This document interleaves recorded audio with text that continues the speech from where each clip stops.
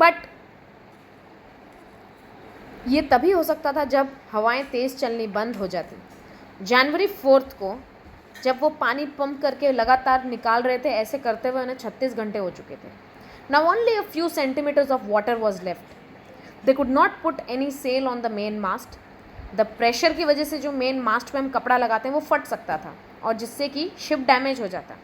So therefore they hoisted only a storm jib and started for where they thought the two islands were. और अंदाजे से वो उस दिशा में चलने लगे जहाँ पर उन्हें लग रहा था कि 2 आइलैंड्स मिलेंगे। मैरी ने स्टोर में से जाकर कुछ बचा कुचा मीट और बिस्किट्स ढूंढ निकाला, जिससे कि उन लोगों ने 2 दिन में पहली बार कुछ खाया।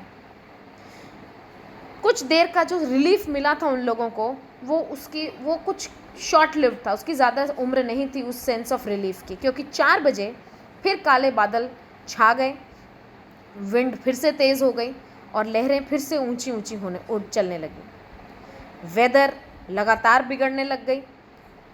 लेकिन शाम अगले दिन 5 जनवरी तक की अर्ली मॉर्निंग तक सिचुएशन फिर से बहुत भयानक हो गई, horrible. The writer went in to comfort the children. Writer गए, अपने बच्चों को हिम्मत दी, लेकिन सरप्राइजिंगली उनके बेटे जॉन ने कहा, daddy are we going to die, क्या हम मरने वाले हैं? द राइटर ट्राइड, उसने अपने बच्चे की हिम्मत बांधी and said we would succeed in all our efforts. इस पे the father, the boy, the boy whose name was John, his son, he said that daddy, we are not afraid of dying if we can all be together, and mummy, Sue and all.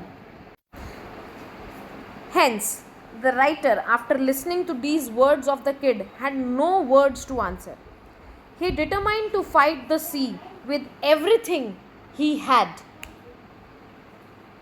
He decided to stop the ship, keeping its undamaged side to the side of oncoming waves. That evening, the writer and his wife, they sat together holding the hands. More and more water was getting in through the broken planks, and both husband and wife knew that the end is near. A ray of hope by the morning of January 6th emerged. Wave Walker had come out of the storm. Wind अब कम हो गई थी।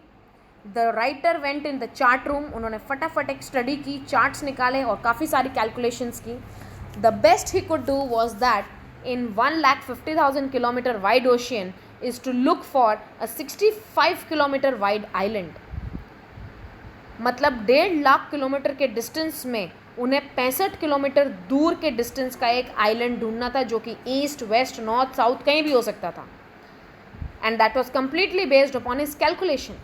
While the writer and his wife were making calculation, their daughter Sue, she came inside the room. The left side of her head was now very much swollen. Her eyes were blackened. Sue gave the writer a card.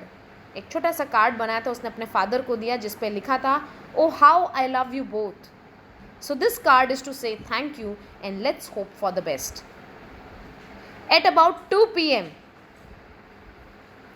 the writer went on the deck. उन्होंने Larry से कहा कि वो steering संभालें ship का at the angle of 185 degree. He said that कि अगर Larry तुम steering को 185 डिग्री पर लेकर चलोगे, there is some hope that we may expect to see that island at about 5 PM, यानी 3 घंटे में. Then he went down and dozed off in his cabin. कुछ देर के लिए उनकी आँख लग गई.